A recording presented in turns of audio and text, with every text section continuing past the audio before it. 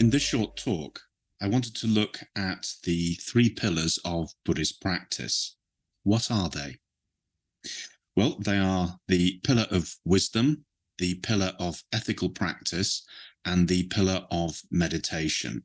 And they're initially derived from the Buddha's teaching of the Noble Eightfold Path. For those who are familiar with Buddhist teachings, you'll know that the Noble Eightfold Path is the practice formulation, or the practice part of the first teaching that he gave, which is the teaching of the Four Noble Truths.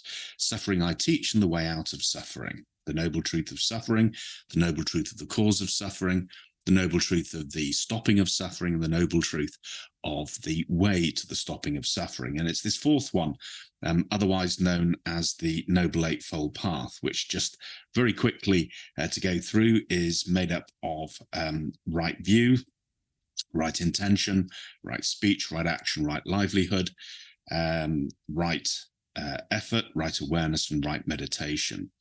And as with many of these shopping list, quote unquote, that we come across in the Buddhist teachings, these 8 stages can also be classified under these 3 pillars. So the first 2 stages of the Noble Eightfold Path, right view and right intention, makes up the wisdom pillar. The next 3, right speech, right action, right livelihood, make up the ethical living pillar. And the final 3, right effort, right awareness, and right meditation, make up the meditation pillar. So this is actually quite a good acid test, if you like, to know if we are undertaking a fully rounded Buddhist practice. And I say this simply because the tendency is sometimes for me to pick and choose what I want in my Buddhist practice. So for some people are very interested in meditation, for example, and think that as long as I meditate, well, then, I'm doing a full Buddhist practice. But as we can see, meditation is just one of the 3 pillars. Another sort of one-sidedness, if you like, is that we can think that, if I am reading the teachings and I'm going to talks on the Buddha Dharma, on the Buddhist teachings, and I'm watching YouTube videos or listening to talks like this, that's enough also, that I can call myself a Buddhist. Well, you can call yourself what you like, of course, but that I'm undertaking a fully rounded Buddhist practice. Well, obviously, that's not the case either, because that's also just one pillar.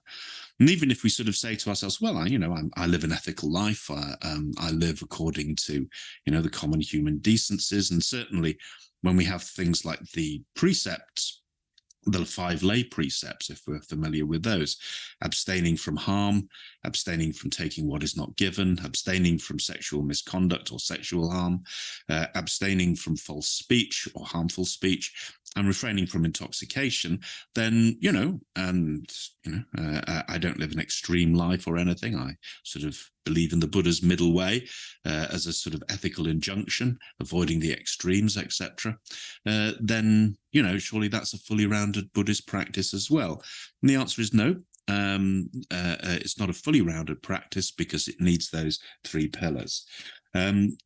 So it's a useful indicator, if we want to look at our practice, to see perhaps if there's an area or a particular pillar that I'm, not emphasizing, or perhaps a little bit negligent or marginalizing.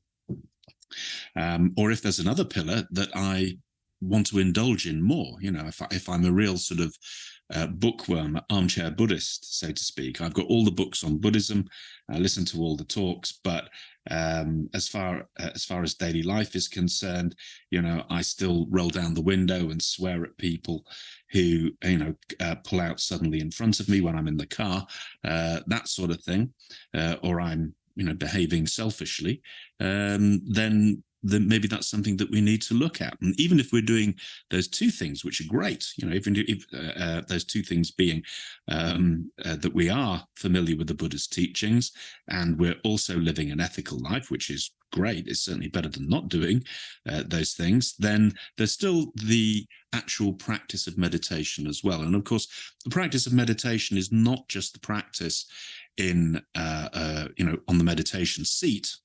It's also meditation in activity. As if we are doing meditation, formal meditation such as Zazen, we're probably meditating on the breath, or we're meditating on the count on the breath. But in fact, although the breath or the count on the breath is the object of sitting meditation, there's also the other side to this, which is meditation in activity. Meditation in activity has many different objects of meditation. So if we're walking, then the object of meditation is the process of walking. If we're listening to somebody, then the object of meditation is listening. If we're eating a meal, then the object of meditation is eating the meal. If we're doing the ironing, it's the ironing, and so on and so forth. These are these meditations in activity. Obviously, the object is going to change as the circumstances change as well.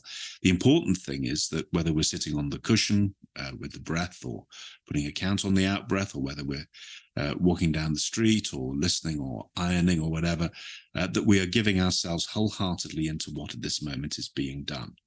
And that's all done within the framework of the ethical practice, those 5 precepts. And as we do this, then what we find is that the scriptural side, that understanding the Buddhist teachings, suddenly comes alive. Those words come off the page, and suddenly the teachings begin to make sense. And why did they do that? Well, they do that because what the Buddha gave us was a framework. In those scriptures, in those teachings, it gave us a way that we can look at what is commonly called my problem, and see it through a Buddhist perspective, see it through a Buddhist lens. And I'm reminded very much of something that Ajahn Sumedho, an American monk who was abbot of Amravati monastery just north of London in the UK, he retired a few years back, and in a commemorative book, there were some extracts from sermons that he'd given. And in one of them, I think, was really useful for precisely this point, because he said, these days, he said, after 40 years of study and practice with the Four Noble Truths, whenever I find myself upset about something or out of sorts about something, the first question I ask myself is, what is it that I'm clinging to? What is it that I am hanging on to? And this, of course, if we're familiar with the Four Noble Truths, is the second noble truth. The second noble truth is the noble truth of the cause of suffering. And the Buddha said that was, it can be sometimes put as craving, but it's actually attachment. It's getting what's sometimes called sticky attachment, wanting things my way. And when I can't have them my way, then there's a reaction against that, and I get upset, or I get angry, or I want to run away and hide, and things are difficult. Being able to let go of things, being able to go with a situation just a little bit more. I mean, it's not a case, and it really isn't a case of becoming a doormat or anything, but being able to let go of things and to see things, that there's a time for things, and there's a time, there's a time for staying, there's a time for going, there's a time for speaking, and there's a time for remaining silent. And of course, wisdom is part of discerning that for oneself. It's a skill in the heart that we develop through the ethical practice, and also the practice of meditation as well. So those are the 3 pillars. They can be usefully explored, whether by the new person to Buddhist practice, or a person who's well experienced on the path. Always something that we can reflect on, just to see how the practice is going, and to give us a guide. Okay, we'll leave it there.